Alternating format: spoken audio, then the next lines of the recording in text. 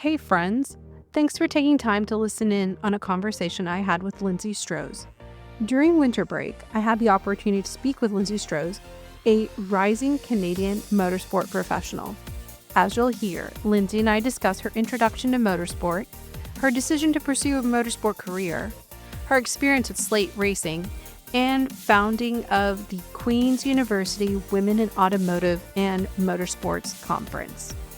But before we get to our conversation, I need to ask, can you help us out? If you haven't already, please take a moment to follow us and give us 5 stars on your favorite podcast app, as well as share this episode with other F1 fans. We know our growth is because of you, and the guys and I thank you.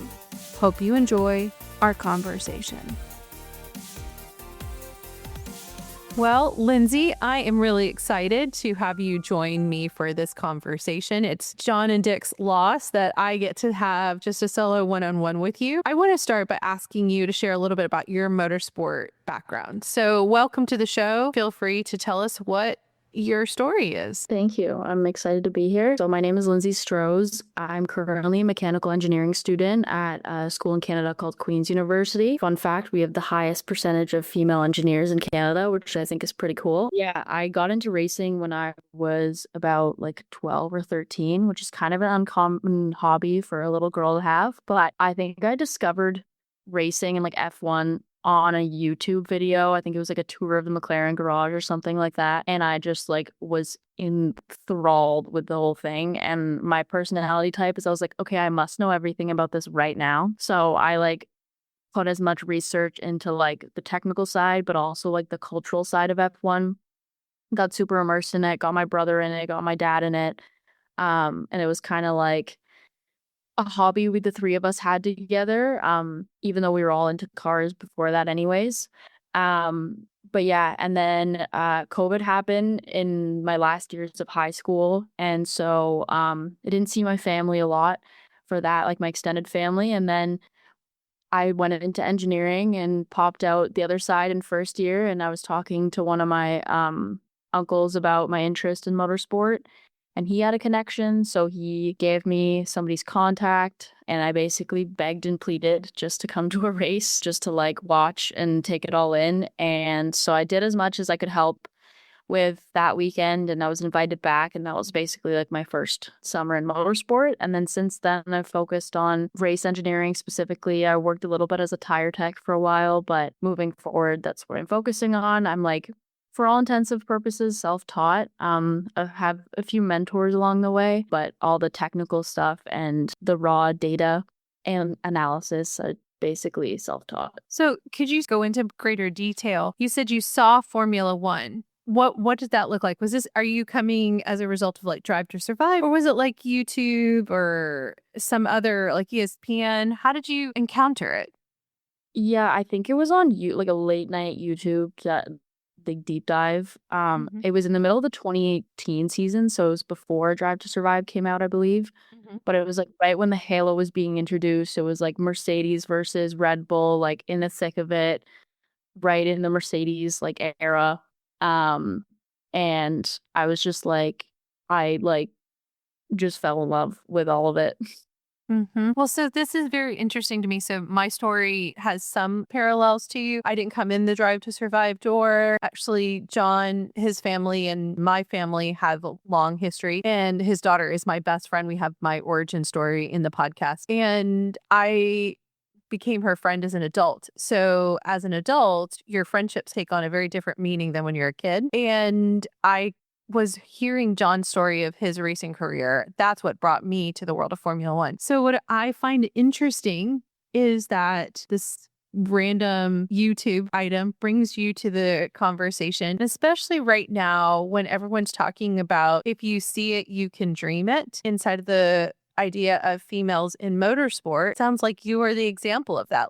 Because there was a product that gave you an opportunity to have some insight, you were like, oh, I like this. This is kind of cool. Let me ask you, so you've gone into the engineering side of motorsport. Did you come from a STEM-based interest? Were you a kid that always kind of liked the sciences and math and things like that?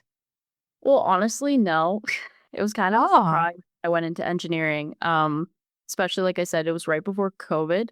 So I kind of popped out the other side. I was like, hey guys, I'm an engineer. But my dad and both my older brothers are engineers. And when I graduate in a year, I'll be the 7th engineer in my family. And that's just like close family. And so it was kind of just like, there was no pressure to do engineering, but it was kind of like a very professional degree that I knew was in my grasp. But I was a super, super artsy kid. Especially being the youngest, my 2 brothers are closer in age, so I had to entertain myself a lot, and that came in the form of, like, I would scrapbook, I would paint, and my biggest thing was sewing, which people don't give enough credit for being, like, a technical, like, a STEM activity, but it's all shapes and math and putting two-dimensional things in three-dimensional objects, and so, like, I think my family was super surprised when I went into engineering, not my, like, immediate family, but my bigger family, because they just saw me sew and crochet and paint as a kid. And so I think that's interesting because I do think there's a great level of creativity inside of Formula One. I mean, it takes people like you who can see, you said that the two-dimensional to the three-dimensional, and to visualize that and bring that into reality. So I think it's kind of cool that you came from this background of more the creative in the traditional sense, at least of how we perceive it, and you found your route into this engineering, which now is manifesting itself into motorsport. So tell me, you were with Slate Racing. What is that? Who is that? How did it come to be? So, Slate is Canada's first all-female racing team. I've had the pleasure of working with them last summer as a race engineer. It's founded by 4 Canadian women in racing: Erica Hoffman, Megan Leahy, Megan Tomlinson, and Ellen Sanders. And the way I kind of started to know about Slate was all 4 of them, specifically the 2 Megans and Ellen, are very much involved in a paddock that my racing career started. 2 of them are drivers, and one of them is a support member on her family's team. And I saw them in my first race season, and they were kind of the only girls around. And I'm not gonna lie, I was a little bit scared to like branch out about my first race season. But I actually, when I was in Quebec, we had a race in a city called Trois-Rivières, and it's a really cool race. They like shut down the city and they do a night race. And it was my last race season of the season, so I was pretty confident at this point, a lot more than my first race. And we all went out for drinks after, like everybody, because it was the last race of the season. And Erica Hoffman was there. She was doing some sort of social media for one of the teams on the paddock, and she was talking to some people, and she just she just didn't look very into the conversation. And I had no idea who she was, but I was like, another woman. Let me go talk to her. And so I went to go talk to her, and she was like, oh my God, thank God. I was like, yeah. So I was talking to her, and I had absolutely no idea who she was. And I don't know if you know Erica, but she's a really cool woman. She is a race car driver from Ottawa. She basically one day was like, I want to be a race car driver. And she hopped in her parents' car, started zooming around, volunteered at the racetrack up there, got some track time, and then eventually just like worked her way up to one of the Formula Women competitions in the UK, and she won it. So she got a contract to drive with a McLaren team, I think, for a year, and then she came back to Canada and started Slate with these 3 other women. But yeah, full circle back. I met Erica, and through actually my conference, which I know we're gonna touch on later, she invited me to join the team for the season. I was only able to make 1 out of 2 of the races, but it was a big learning opportunity. And the whole point of the team is to have an environment where we can all learn, and we can all feel comfortable, and we can all really feel confident in our positions and not be overturned by any decisions. Like, it's just us making all of the decisions, all the business decisions, all the in-race decisions. We're the pit crew. We are the tech team. We are doing the analysis, and we are the drivers. I think it's just a really special opportunity because there's not really anywhere else you can get that in Canada, especially right now. Do you see, or have you all discussed, is this a model you think can be replicated elsewhere? Is that kind of part of the aspiration? Or do you see it as something, let's bring it to success and see then where it goes? I think it does have the opportunity for us to be a successful team, definitely. I think the whole point at least right now, just because all of them have their own independent careers, including myself, that it's kind of like an incubator for all of us to learn and grow. I know that they have bigger intentions with it, but I think even if it doesn't fruition into something crazy, it's just a really good opportunity for all of us to just like be our own and have all the responsibility on us, because you can never really learn a full role until you have all the responsibility on you. So I think that's the main objective. And I think the reason it works so well is because we have that like independency.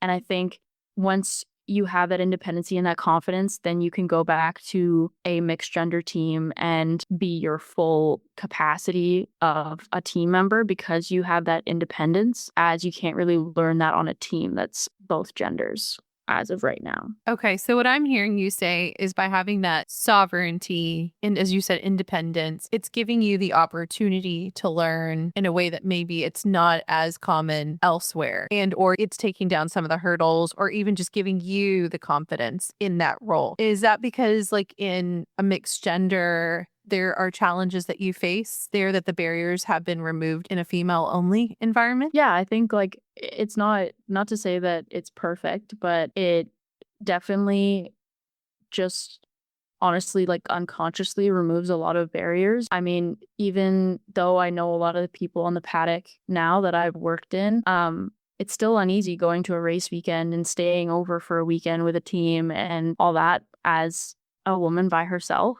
And so it's just a much more comfortable aspect of a race weekend. Like we all stayed in a trailer together, and like it was a lot of fun, and the whole intention behind the weekend was doing our best but also just learning. And I think that's a lot of the stress of race weekends and people performing a certain way are taken away, but in that way that we performed our best because we didn't have those outside pressures. It was just our own pressures. And so like, yeah, it was kind of like a slumber party, but like why not? Like it works. It's great.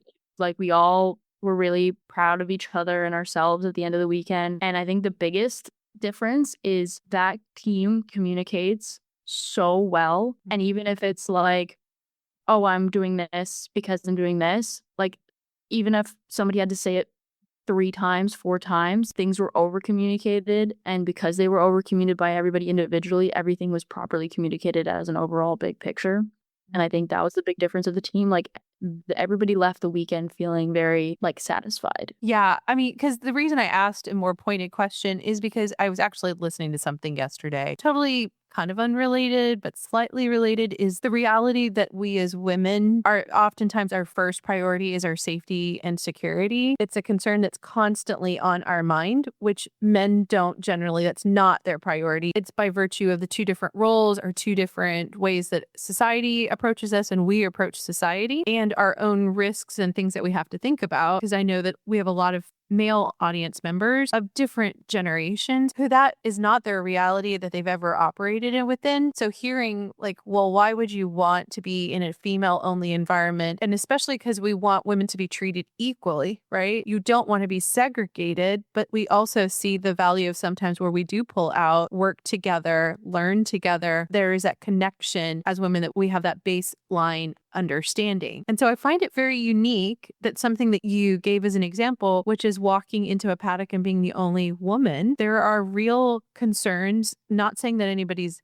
bad per se, but there are things that we have to think about how are we positioning ourselves, how are we communicating with others, what message is being conveyed and or the perceptions. And those are things that guys probably never ever think about because that's just not their reality. And so the fact that you all came together and that you connected into that to Slate and you are trying to put you into the best mental state. We've talked about this in other episodes, the significance of mental health for a racer and the mental impact of racing, but also really everybody within the paddock because of what you're doing. And so I think it's very unique and wise for you all to do what you're doing of, as you said, be an incubator to see how does this set women who are desiring to be in this field, as I think many people are saying they want more of us inside of this world. Could this be an opportunity for women to feel more confident, comfortable as a result, bring their best selves to the process and really excel. So I think it's fascinating that you guys are trying this and seeing if it continue. I would love to keep in touch with you so that way we understand more, like what's the data coming out of there and what are the lessons learned, also what are the continuing challenges. I think it's fantastic that you all are doing this. I would say it's even kind of cool because we know the stories of motorsport over the years of people coming up with these, for the lack of a better word, crazy ideas, challenging the model. This is in the same vein of that. And how awesome would it be the cultural impact of showing this is still part of the DNA of motorsport, of scrappy people coming together, pushing back against the status quo and testing out their theory that this could actually be a success. So kudos to you. Okay, so the reason I became aware of you is that you actually wrote an article inside of Motorsport Prospects, our friend Mark Boudreau, who we have such high respect here at our podcast. I'm a consumer of his newsletter. I came across your write-up of your conference, which you mentioned earlier. Can you talk about the conference, how it started, what's its goals? Love to hear about that. Yeah. That conference is like my little baby, so I love talking about it. Yeah, so just kind of to piggyback on what you were talking about before, being being an engineer and being one of the only women or female engineers in the paddock is one thing, but I'm used to being in a room full of dudes. But I know that some of the drivers and some of the other people on the team aren't used to that. So I'm just used to that just because of school and because of that close-knit community. You end up being really close with the girls you were in class with just because you share the same experiences. And that's what kind of happened with me and one of my good friends named Jolie Duffy. She's actually from the East Coast of Canada, which has like no racing whatsoever, just like drift. But she came over to Queens and she's in mechanical engineering with me as well. And we were over by the pier, by our school, and we were just kind of like yapping as we do and sharing that we've been slowly creating this community of the two of us of girls who love racing, and we keep like meeting people and bringing it up because like that's her and I's bonding factor, and we keep kind of extending this friendship to all these girls that love racing, and we're like, okay, we need to like do something bigger about this. We're both very like go-getters, we're very big personalities, and so we're like, we need to do something about this. So we dreamt up basically on the back of a napkin, if you will, this kind of community. We didn't know what form it would come in, but for women at Queens to be connected with people in the network, in the Canadian Automotive and Motorsport network, we didn't want to have it closed to just motorsport specifically, because automotive and motorsport are in themselves, but also two very separate industries. So we decided that would come in conference form. And the way our university works is you have to be like ratified with the engineering society if you want to have a conference or a club within engineering. And so we went through this lengthy process of getting ratified. We had to show our financial strength, what we were doing for sponsorship, all that. And it was all kind of like theoretical at that point. And then we got ratified and we were like, all right, well, now we got to do this. So let's go. So we ended up hiring 6 other girls in the Queens community that helped us. They kind of focused on like marketing, logistics, whatever. It took us a while to get those people hired just because of hurdles. So a lot of the startup and a lot of the marketing and the logos and stuff were just done by her and I. And we just started kind of reaching out to people, figuring out who we wanted. We wanted a good large blanket of automotive, motorsport, business, engineering, just so that it was an all-encompassing conference for anybody at Queens. And yeah, we ended up getting 3 amazing speakers, and we had 2 workshops of the day, and the support and like the sponsorship and just the support from the Kingston community, which is the town that my university's in, was just so overwhelming. People were way more supportive than we thought they were going to be. And we were like turning down people by the end of it because we just didn't have the room in the location we picked, because we were expecting like max 60 people. It's a first year conference. We didn't want to be too bold. And at the end of the day, it's all word of mouth. Like you can market, but it's just people signing up at the end of the day. And we basically maxed out the capacity of the room of like 120, and we that's including like all the speakers and all of us, but we were turning down people's tickets, or we were not allowing more tickets to be sold by the end of it. So yeah, it was a really good success, and it was a labor of love. And we actually, by the end of it, we put out an advertisement for somebody taking over the club or the conference, and there's a whole process in our school that we have to do with that as well. And we were like, well, like if somebody picks it up, there you go. If somebody doesn't pick it up, then that was whatever. And we had the most applications of leaders in the school's history for like engineering. So there was like as just the co-chairs. And so we were just like very overwhelmed with the interest. And it was people who either attended the conference or they heard about the conference after, or they were part of our team. Like it was really special. And so they're planning another one. So I'm hoping to grab a ticket for that and sit in the back and like clap and like be super proud. But yeah, they have some cool things lined up this year that I'm excited about. So tell me a little bit more about the Kingston response. Why do you think people were resonating so deeply with this and wanting to attend? I think racing and automotive is just like such a cool, mysterious, but specifically racing is such a mysterious industry. And definitely with the addition of Drive to Survive and just kind of the more lax attitude of university or college. Like I remember I had interest in F1 in high school, and I think I mentioned it to one of the guys in my grade, and they were like, they like stuck their nose up and they're like, oh, you only like it because the guys are hot. And I was like, first of all, they might be, but second of all, not because of that. And yeah, and so like nobody cares in university. And so like a lot of people's passion for Formula One specifically and just motorsport kind of fruitioned. And because we have such a big community of engineers, like all engineers love cars, like maybe that's a stereotype, but like they're pretty cool. I don't know. So there's a lot of female engineers, especially in mechanical. And a lot of it was business students, because the business of motorsport is so interesting. Like I like am really interested in business as well. And so like I'd be the first to say that the business of motorsport is like so cool and such a mystery at some points.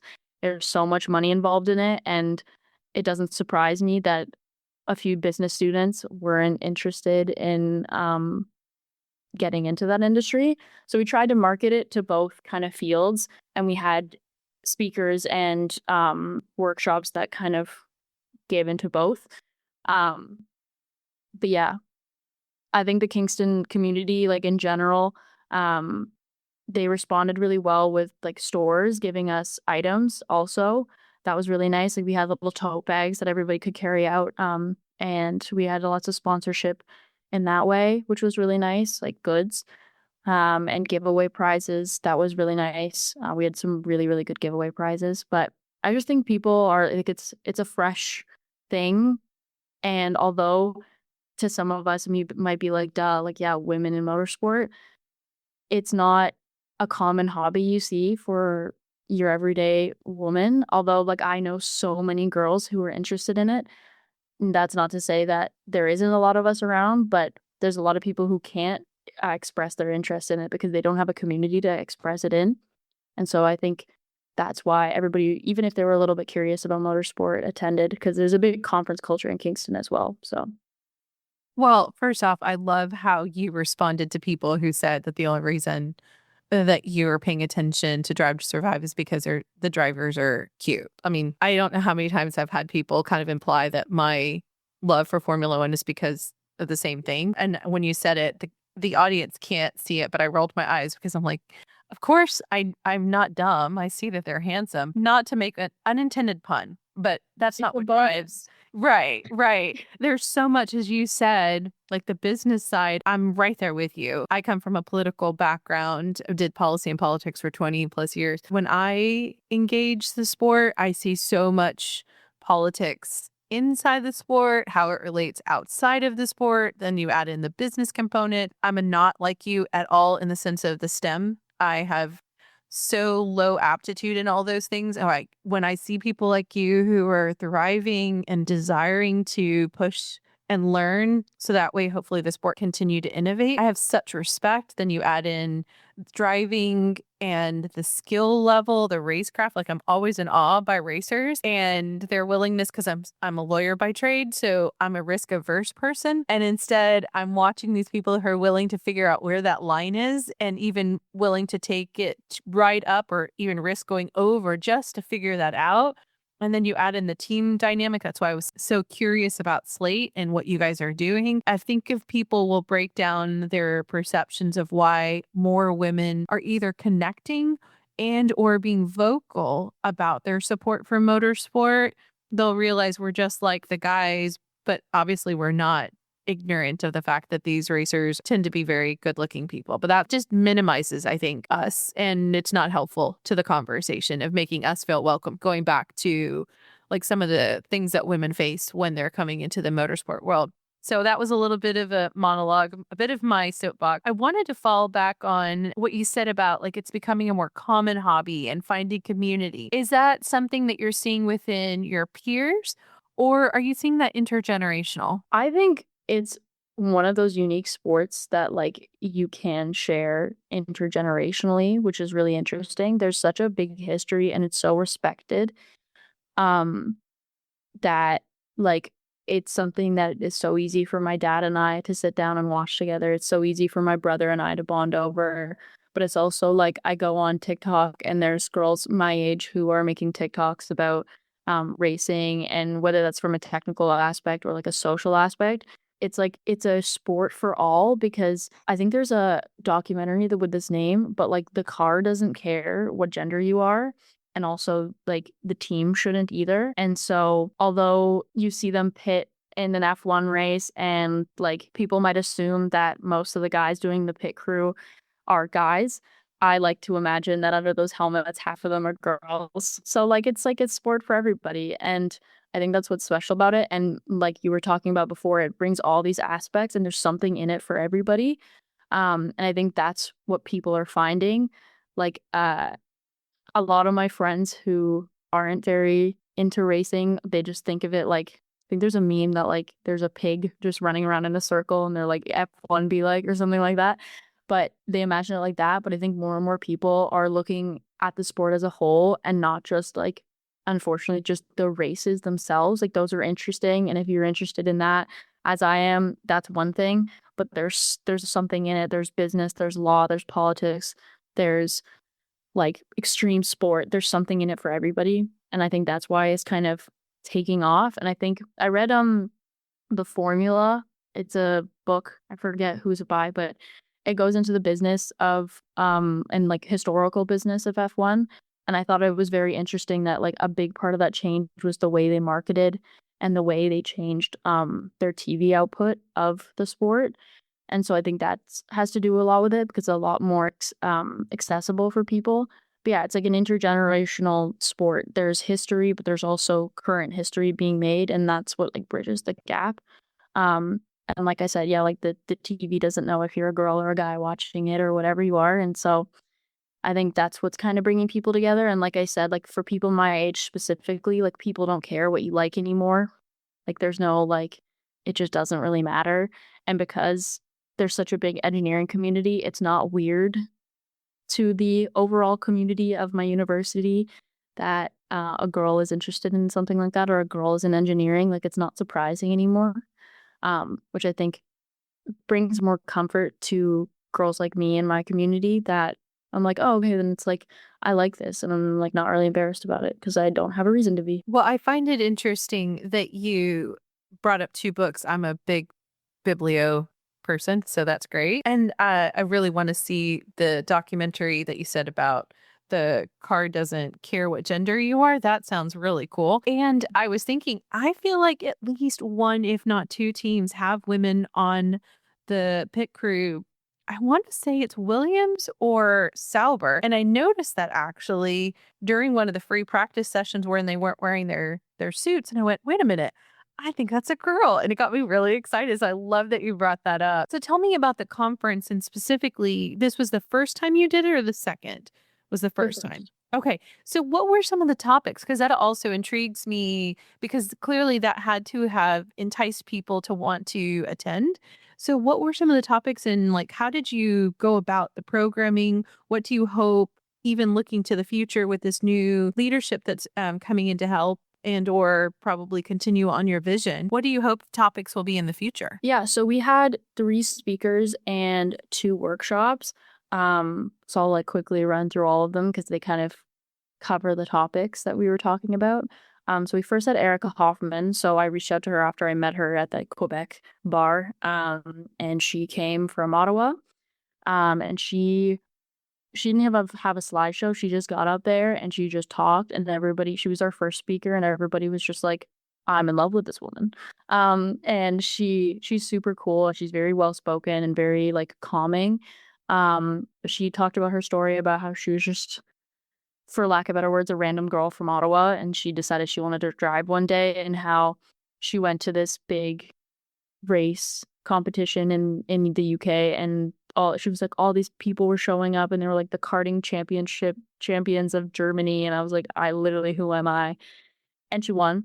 So yeah, she's really cool, and she also is a great photographer, so she brings that side of social media, which was very interesting. And then our second speaker was Jessica Benavides. She is brought like the more business side of things. She is one of the managers at FEL Motorsports, which is one of the bigger motorsport championship like groups at in Canada, and like their paddock is where I've worked in. And so they run GT4, TCA, TCR competitions. And they're a pretty recent firm for that.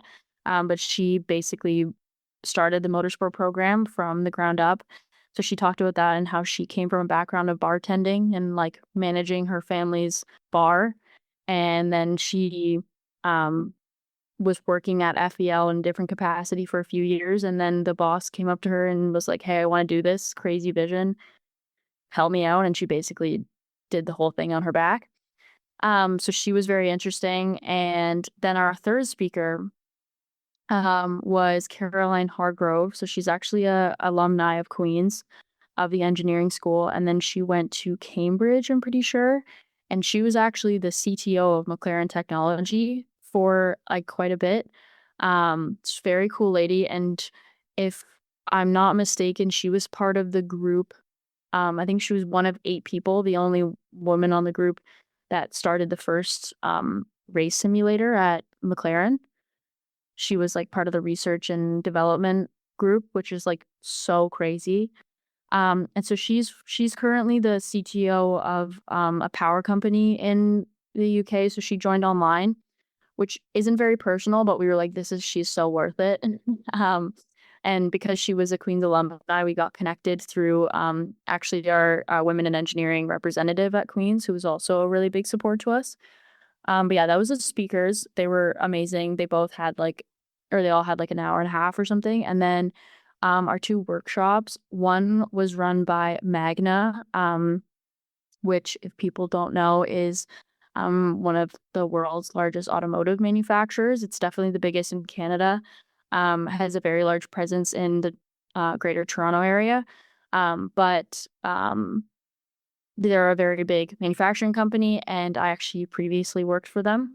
So they came and brought like 20 members of their team, mostly women's, a few men. But they did like a kind of like a speed dating style workshop where everybody got to go to a table with a new Magna employee, and we made sure we had one like a lawyer, we had a business person, we had somebody on the floor, we had an engineer, we had a general manager, and they got to rotate, ask questions about what their day-to-day looks like, because I feel like everybody hears the word engineer, hears the word automotive a lot, but, like, if you're asked for a definition, people are like, "What is?" And every different definition is different. So people got to actually see what like a real life engineer did for a day, which for me, because I come from a family of engineers, that's not a problem. But for a lot of people, they're their first engineer in their family and they don't even know what they're getting a degree in. So yeah, that was really cool. And there's a lot of really good questions within that seminar. And then the last workshop was done by two women, Stephanie Thompson and Nancy. I'm forgetting her last name, but Nancy is a professor at McMaster, which is another university here in Canada, very big research university. And Stephanie Thompson is a engineering manager at General Motors, which I actually currently work at General Motors too. But the two of them, we came across them because Stephanie has like a STEM workshop business on the side where she runs STEM workshops for young women. And so she basically gets like a pitch and she finds people in the community to help her develop the workshop because she's like, I'm not an expert in everything. Like, I want people to get the right knowledge. So she kind of facilitates them and brings in experts. And so what they did was Stephanie shared a lot about her career as an engineer, and Nancy came in and kind of talked about the psychology of being a woman in these fields. And she talked about like how basically to psych yourself up. And it sounds kind of wishy-washy, but if you ask anybody who was there, that was like by far their favorite. It's hard to choose, but there was just an overwhelming, it was the last workshop of the day, but still there was like just an overwhelming presence of everybody there. And it was very like community assembling. I don't know. But yeah, all of them, every single person we had there was very, very great. And yeah, Magnus sponsored. We had Hatch sponsoring as well. We had the Women in Engineering from Queens, Heidi sponsor. And we had FEL sponsor as well. So those were our big contributors. But yeah, there was like a really good wide web of speakers, I think. I mean, I chose them, but there was a good web of speakers that I think everybody got something out of the day. But I think like I remember going around and going to every table and being like, hey, like, can I get you anything? How's the day? Like getting feedback. And some girl like looked up at me. She was in first year. I was in third year at the time. So like not that much older, but she looked at me and she goes, thank you so much for doing this. And I was like, hi, like no problem. She's like, no, thank you. And I was like, oh, you're welcome. And like, I took me a second to like step back and be like, oh, like this is helping people in a way. Like this is telling people like, oh, you can go into these industries. Here's a bunch of women who did it. Follow them. And so, yeah, that was really special. And it's really special that they're doing it again this year. That means we did a good job, I hope. But, yeah. And then, Mark reached out and I wrote that little article. So yeah, I'm happy that somebody read it. I was really impressed with what I read. I have to say, I think one of the things that you brought up about your speakers and in your workshop is something I think more women face than guys do. They probably do. They just address it differently. Is this imposter syndrome feeling? And especially coming into motorsport, I think there's a lot of women that's such a high barrier or a constant battle they're playing mentally of, do I really get to be here? Do I have what it takes? And it sounds like your conference gave them the ability to see different elements of the roadmap where they can at least say, I'm going to attempt it. And I know that one of the things that John and I have talked about, and one of the inspirations I think of why I love motorsport is a phrase. It's called being comfortable in the ambiguity.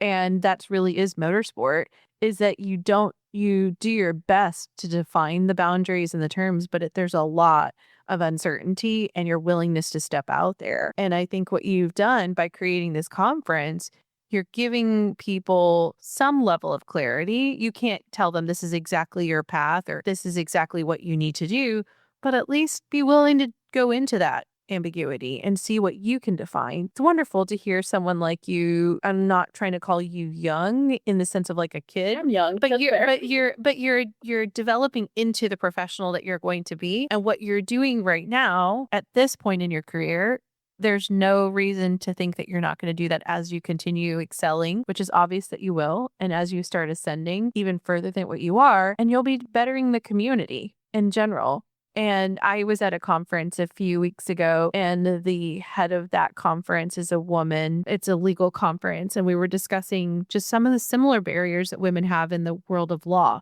And that she said, one of the biggest priorities for me is I remember when I would come into events and the guys would be totally ignoring me. And like I'd be standing there having a conversation with somebody, like with a guy. Another guy just comes in and just blocks, like literally physically comes in, and you're making a face because you've had this too, where it's as if you don't even exist. And she said, I told myself that as I walked forward and made my professional achievements, I was going to make sure that was not the reality for women coming behind me.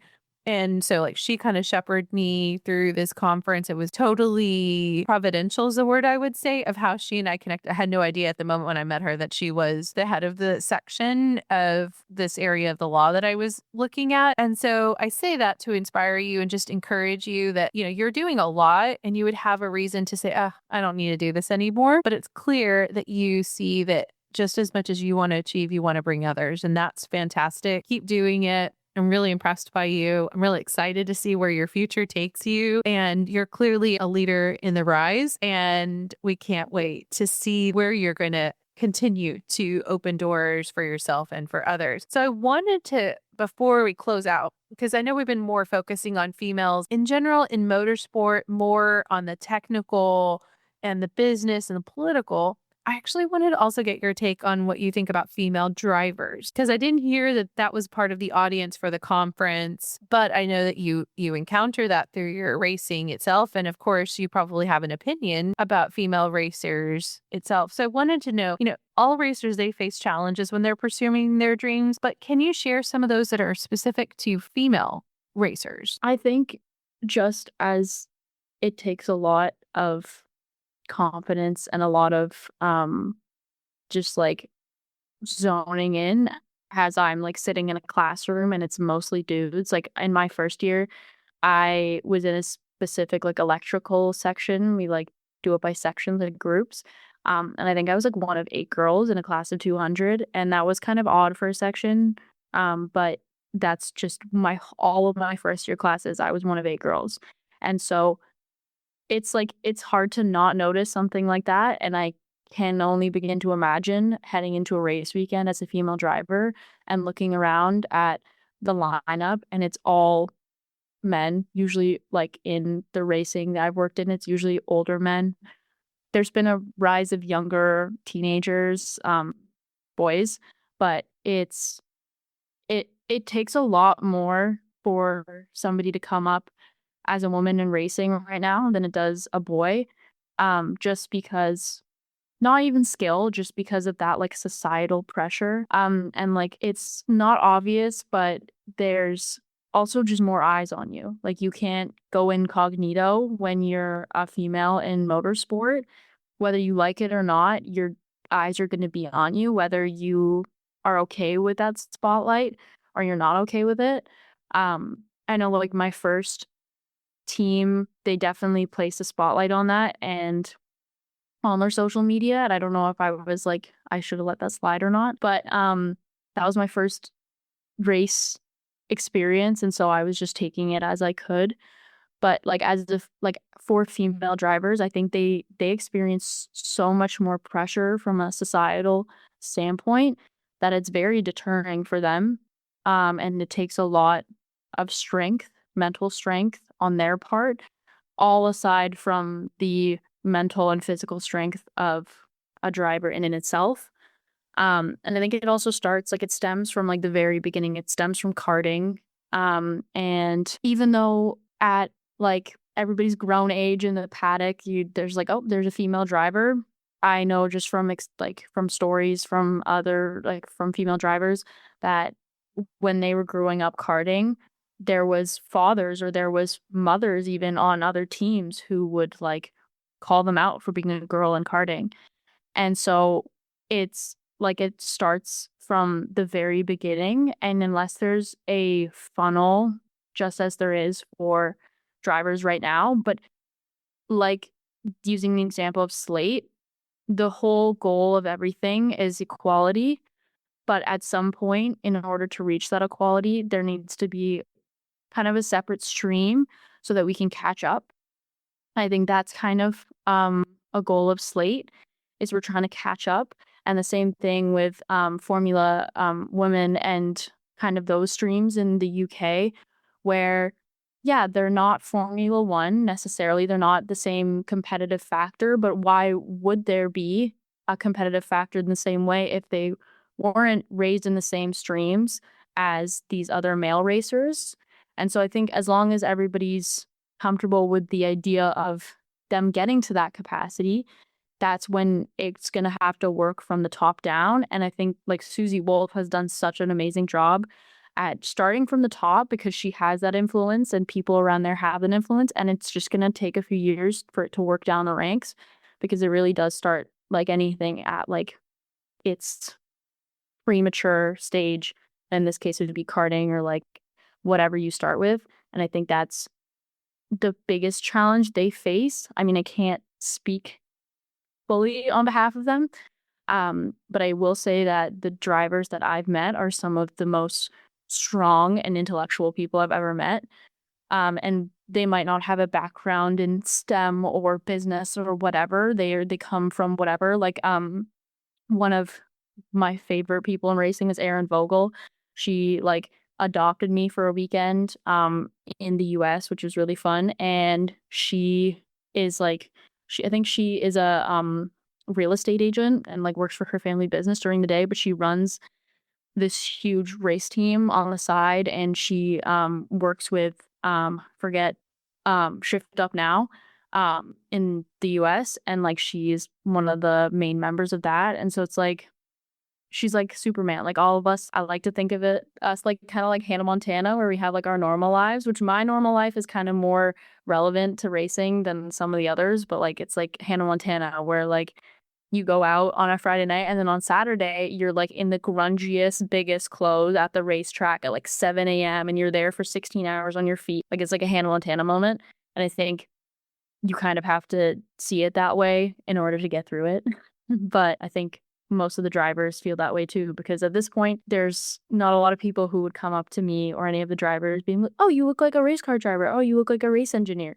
So you kind of have to be Hannah Montana sometimes.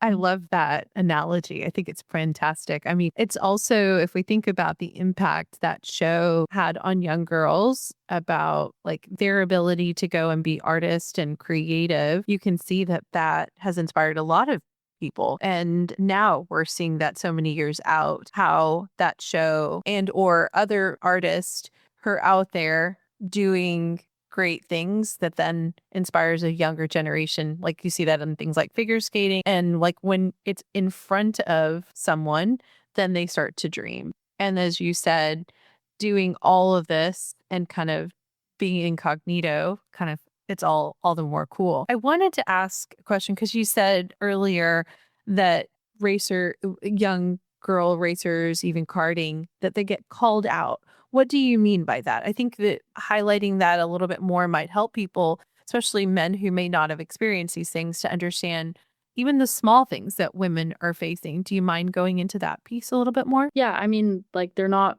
my experience that I didn't grow up karting. Sure.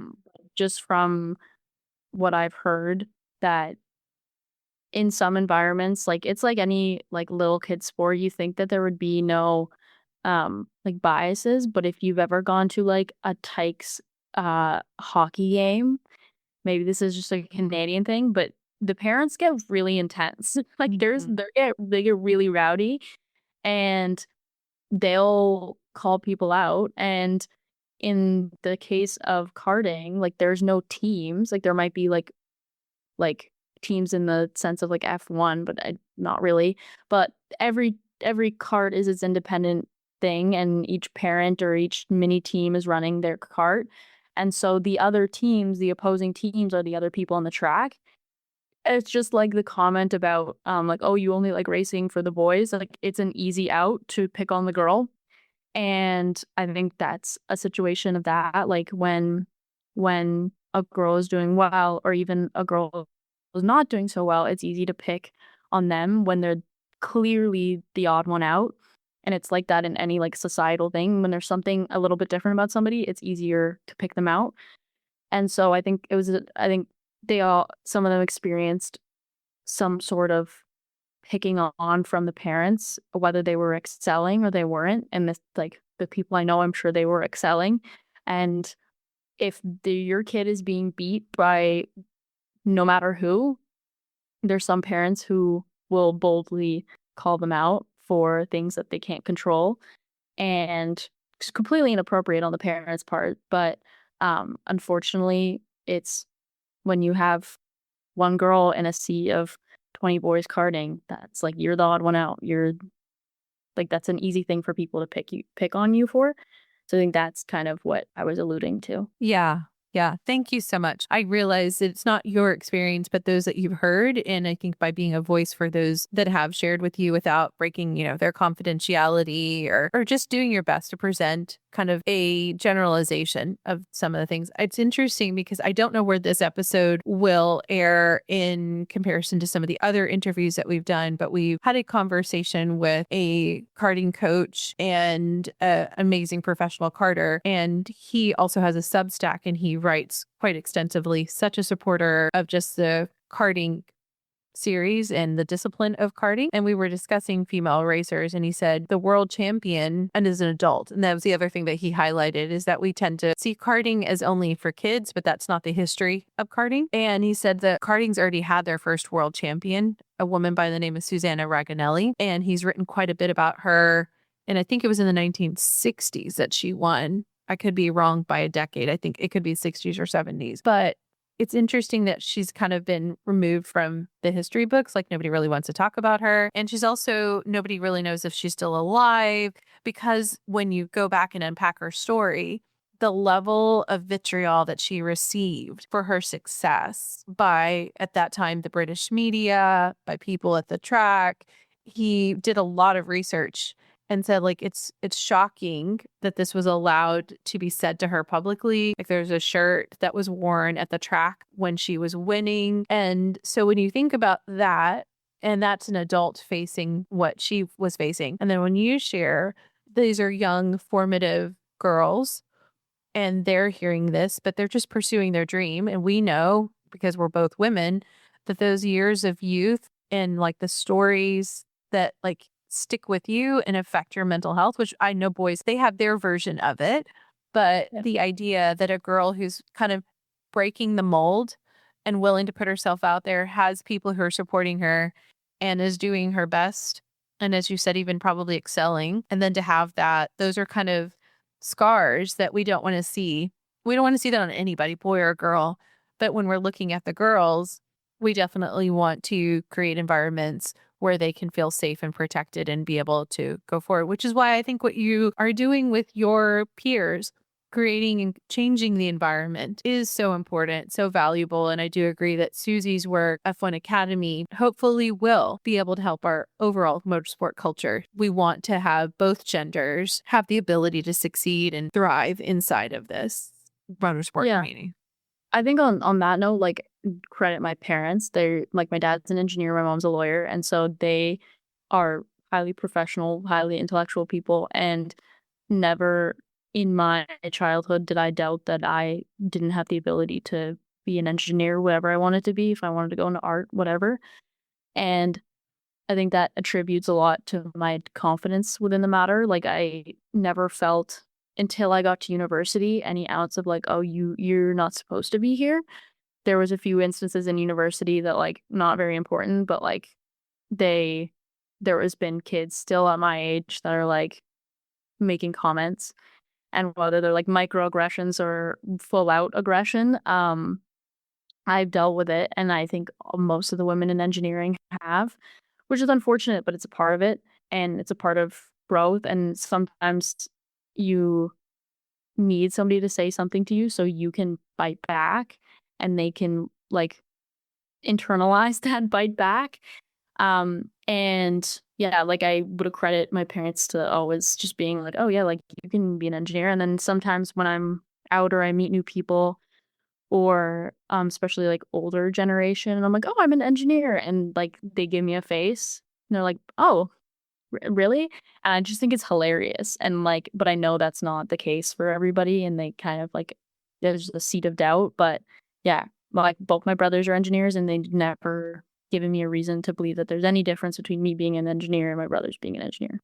Except for there are different types of engineers. But yeah. Right. I love it. And that's part of the reason why we decided to do this podcast. John and Dick are very much of the same mindset as your parents, that girls and guys, we can do if we just put our minds to it and put our actions towards it. And I think that's one of the reasons I was really excited to do what we're doing together, because it's intergenerational. It's guys and girls. I come from a non-STEM, non-racing background. The two of them are, like, so we hope that these kinds of conversations will inspire people to do what we do in our regular life, is that we want to support everybody. We want everyone to thrive. And there's no reason to tear people down. Like, even when we approach how we assess various like races, I know all of our audience knows I'm like, I don't choose one driver over the other. I love all of them. I see certain things that just resonate with me. Are there some that I cheer maybe a little bit more? Yeah, probably. But I want every one of them to walk away with my admiration, because they're doing something I have absolutely no ability to do. I have a conversation recently, again, I don't know where it'll land, but with a F1 journalist, and we were discussing just this rise in social media and just the anger and hatred that is lobbed against people inside the sport. I don't understand it. I don't know. Maybe it's because of not the way I was raised. I was raised, if you don't have anything good to say, then be silent.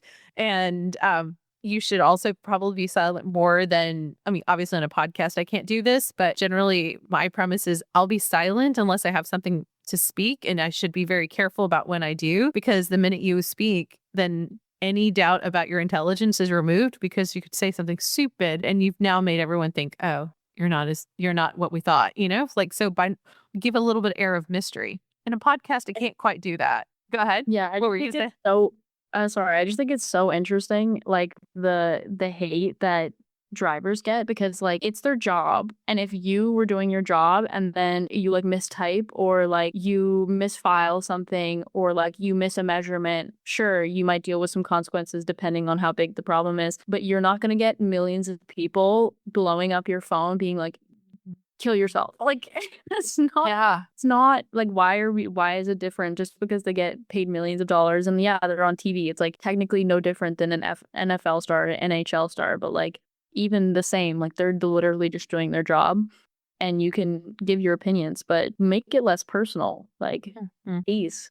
Yeah. Yeah, I agree. It doesn't make sense to me. I don't know why you have to take it to that level. Like you said, making it personal. It's a conversation I've had offline, I think, with the guys. I don't necessarily know that we've had it online, about watching the mental health toll that it's taking. We've talked about it in different ways, but I wonder for the drivers that are coming up, not so much the ones that are there. They're trying, I think, like Lando and Lewis and even Charles have tried to speak up. I think Sebastian, when he was on the grid, also did talk about this, the mental health toll. But I wonder about racers who are coming up the ranks. How are they being guarded and guided to manage their mental health better? Where I think as a society, we're having a more open conversation about it, where it used to be just the British stiff upper lip or keep calm and carry on, which I think that's still very relevant and necessary. Like, I don't want to be whining all the time. That's not encouraging, that's not inspiring. But there's also been a ratcheting up of the vitriol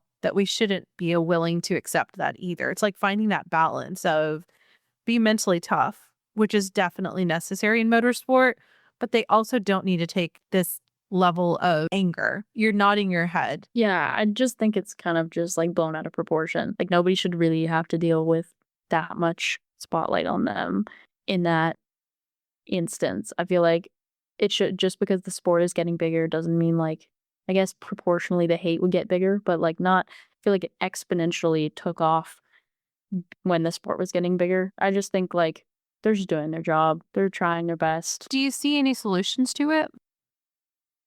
I think I mean, it's kind of stems from like a bigger problem of social media hate in general. Like I grew up in a very big like YouTube era. Like there were so many YouTube stars and like that was kind of like everybody grew up watching YouTube.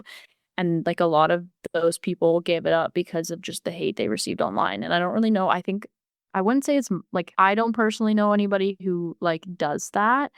It might be like the generation a little bit older than me, but like I don't know, I just feel like people like don't understand their digital footprint fully, and maybe that's just like my mom's lawyerism talking to me, but like everybody has a digital footprint and like people think that they can't track you just because your username is like username 35 like whatever, but everybody has a digital footprint and I feel like it'll catch up to everybody eventually, and that might dissipate things a little bit, but I just think it's ridiculous. Like you wouldn't say that to a person to their face. Why would you say it behind their back? But like publicly at the same time. It's just odd. It's an odd human behavior. Yeah. Yeah, I agree. We'll have to see. I wonder if we'll start to regress in some of our social media usage. I hope we do. I think and self-regulate more than anything. People realizing the impact it's having on themselves and the people they love and training a new generation to have a healthier approach to social media. Wow, I didn't expect going into that direction, but let me ask this last question with you. Who are some of the female racers, past or present, that you admire? Well, I think I named a lot of them, but like Susie Wolf, such an icon. She like just does everything in with so much grace and so much maturity, I guess. And there's like I don't know if Susie has 0 fans, then I'm dead. I don't know. But also the girls who founded Slate, Erica, the 2 Megans, and Ellen are like they're all very sweet people, very smart, very focused to the cause of getting more women in motorsport because a lot of them like they were the only girls in the paddock when they started, and so they're just trying to like share their interest and share what their resources are, which I really appreciate. And then in the same paddock, there's Elena Carter. She's been making waves in the Radical series. She's been doing really well. And then there was a driver in the paddock last year or my first race season who she was super sweet and we had a conversation. I was like, thank you for being a role model. And she's like, well, thank you for being a role model. I'm like, I'm not a role model. And she's like, no, yeah, you are. And just for being here, you're a role model. And I was like, oh, well, when you put it like that.